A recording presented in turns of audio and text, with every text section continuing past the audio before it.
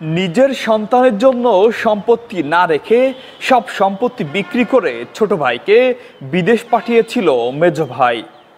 সেই ছোট ভাই বিদেশ থেকে বাড়িতে ফিরে পারিবারিক বিরোধ ও খালে মাছ ধরার জায়গা দখলে নেওয়া কেন্দ্র করে সেই মেজ ভাইকে ছুরি মেরে হত্যা করেছেন আপন ছোট ভাই আশরাফ ও সোহরাব। দেখি আমার বাপের সবাই সুপুই ধরিছে আর ওই আশরাফের বউ ভিডিও করতেছে, দেখাক সে ভিডিও তার বর ফোন করতে দেখাক ভিডিও তো করিতাছে। আমার বাপটা আমার চোখের সামনে মরতে আমি সবাই দেখতে কেউ একটু আসেনি, আমার বাপের মাথা ধরি আবার নিচে আবার ফেলাই চুপুইতেছে, আমার বাপের পানিতে কাদায় চুপুই দিছে, পানিতে চুপুই দিছে, আমার বাপের এই জায়গাটি মেরেছে, আমার বড় ভাইটা রিকিন্দাই মেরেছে, মাথায় মেরেছে, আমার বড় রিকিন্দাই কোপাইছে। তারা জানে না আমি আমার বাপের অনেক ভালোবাসি, আমার বাপ কোনোদিন তাকে কোনো ক্ষতি করে না। আমি আমার বাপের বলেছি আব্বু ওগির খাওয়াই না, আব্বু ওরা সামনের থেকে খাবে পিছনের থেকে ছুরি মারবে, আমার আব্বু বলতে ওরা আমার ভাই হয় ওরা।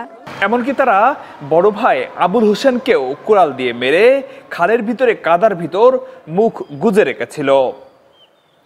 এত বড় নৃশংস ঘটনা ঘটেছে সাতক্ষীরা কলারোয়ার বোয়ালিয়া শেখপাড়া গ্রামে।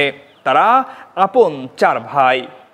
ওর আব্বু মানে আমার শ্বশুর হয়, চাচা শ্বশুর। আমার শ্বশুরের এই জায়গাতে এই পর্যন্ত কূপ দিয়ে লাভাই দে, ছুরি দিয়ে হাতের আঙ্গুলে কেটে দিছে, কেটে দিলে আমার শ্বশুর এরকম করে ফরি গেছে। তারপরে শ্বশুরের এই জায়গার মধ্যে ছুরি ঢুকিয়ে দেয়, বের করে দেয়, আবার ছুরি মেরলে তখন আমার স্বামী চিৎকার করতেছে যে কেউ বাঁচাও, এসো এসো, ওরা আবার বেরিয়ে ফেলতি ফোন দিতেছে সবার কাছে যে তাড়াতাড়ি এসো, ওরা আমরা মারতেছে এরকম করে।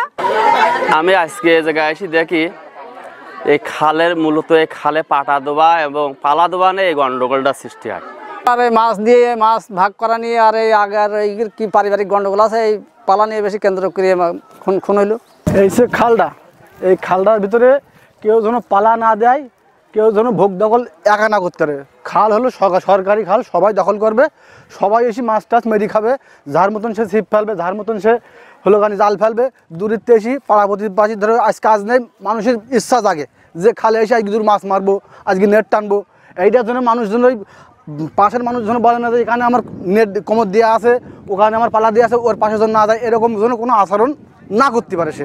ঘটনাস্থল পরিদর্শন করে সাতক্ষীরার অতিরিক্ত পুলিশ সুপার মোহাম্মদ ইমরান হোসেন বলেন, প্রত্যক্ষদর্শীদের বক্তব্য ও প্রমাণ সংগ্রহ করা হয়েছে। তদন্ত শেষে অভিযুক্তদের বিরুদ্ধে কঠোর আইনানুগ ব্যবস্থা নেওয়া হবে। এখানে একটা হত্যাকাণ্ড সংঘটিত হয় 7:30টার সময়। সরকারি নবগঙ্গা বিলের মাছ ধরাকে কেন্দ্র করে নিজস্ব আপন ভাইয়েরা নিজেদের মধ্যে গ্যাঞ্জাম করে হত্যাকাণ্ড সংঘটিত করে। আসামি আমরা ধরার জন্য চেষ্টা অব্যাহত আছে। অলরেডি 2 জন আসামিকে আমরা গ্রেফতার করেছি, বাকি আসামিদের গ্রেফতারের জন্য অভিযান অব্যাহত আছে। আমার বাপ নির্দোষে আমার বাপের জানটা উড়ান নিয়ে নিল, আমার বাপ নিজে না খেয়ে ওকে। আর আমার শ্বশুর একই পরিবারের মধ্যে এমন হৃদয় বিদারক হত্যাকাণ্ডে পুরো গ্রামে শোকের ছায়া নেমে এসেছে। নিহতের পরিবার ও এলাকাবাসীর দাবি, এই নির্মম হত্যার দ্রুত বিচার হোক এবং খালটি প্রশাসনের হস্তক্ষেপে সবার জন্য উন্মুক্ত করা হোক। ফারুক হোসেন রাজ, বাংলা ভিশন ডিজিটাল, সাতক্ষীরা।